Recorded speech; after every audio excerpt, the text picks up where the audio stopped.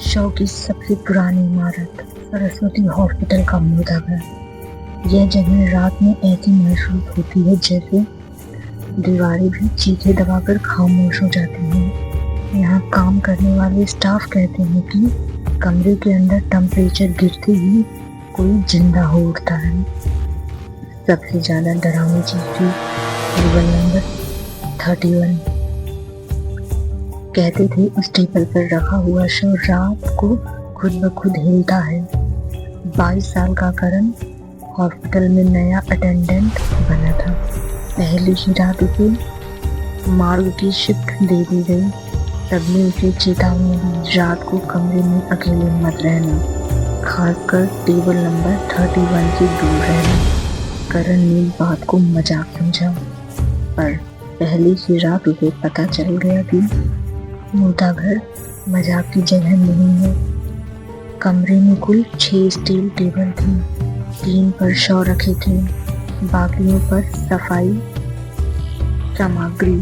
करण check करते करते table number 31 के पास पहुंचा।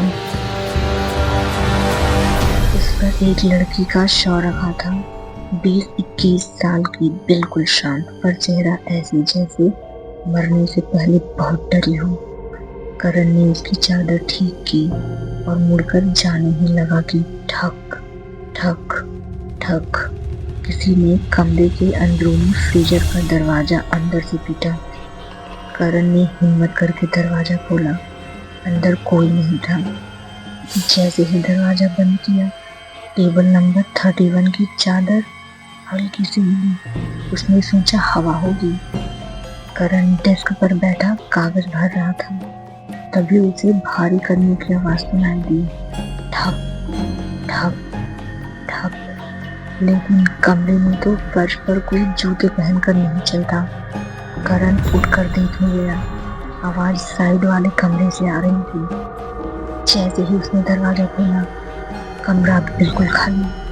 वह वापस मुड़ने लगा, तभी पीछे से किसी ने बहुत धीरे से उसकी गर्दन पर हाथ रखा, एकदम ठंडा हाथ, बर्फ जैसा। करण ने घूम कर देखा, वहां पर कोई नहीं था। मार्ग की लाइट हल्की हल्की टिमटिमा रही थी। करण ने टेबल 31 की तरफ देखा और उसके पैरों तले जमीन खिसक गई। लड़की की आंखें खुली हुई थी, चेहरा नीला और गर्दन तिरछी। वह बिना पलक झपकाए करण को देख रही थी। करण डर के मारे पीछे हट गया। उसके हाथ कांप रहे थे। लड़की ने अपना सिर थोड़ा सा झुकाया और बहुत धीमी आवाज में बोला, मेरे साथ ऐसा क्यों हुआ?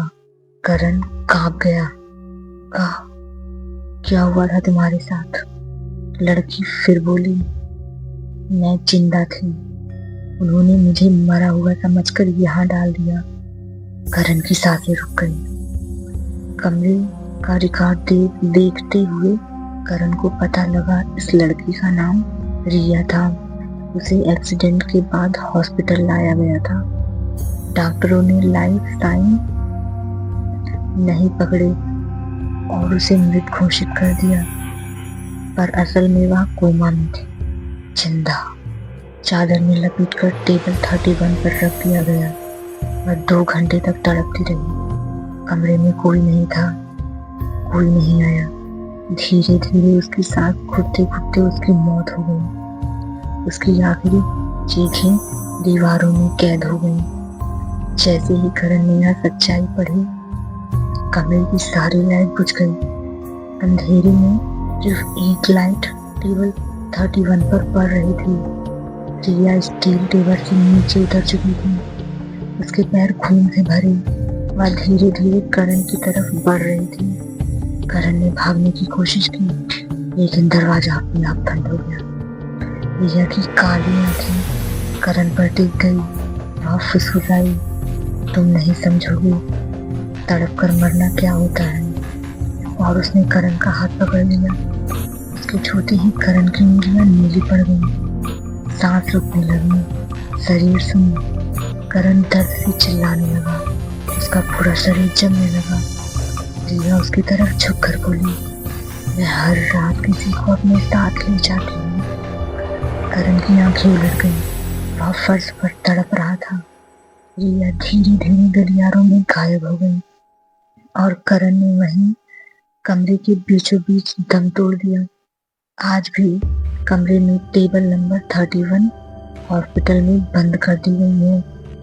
कोई भी रात की ड्यूटी नहीं लेना चाहता और कहते हैं रात 2 बजे के बाद टेबल 31 की चादर अपने आप हिलने लगती है और अगर कोई अंदर हो उसे वही आवाज सुनाई देती है, मुझे बचाओ।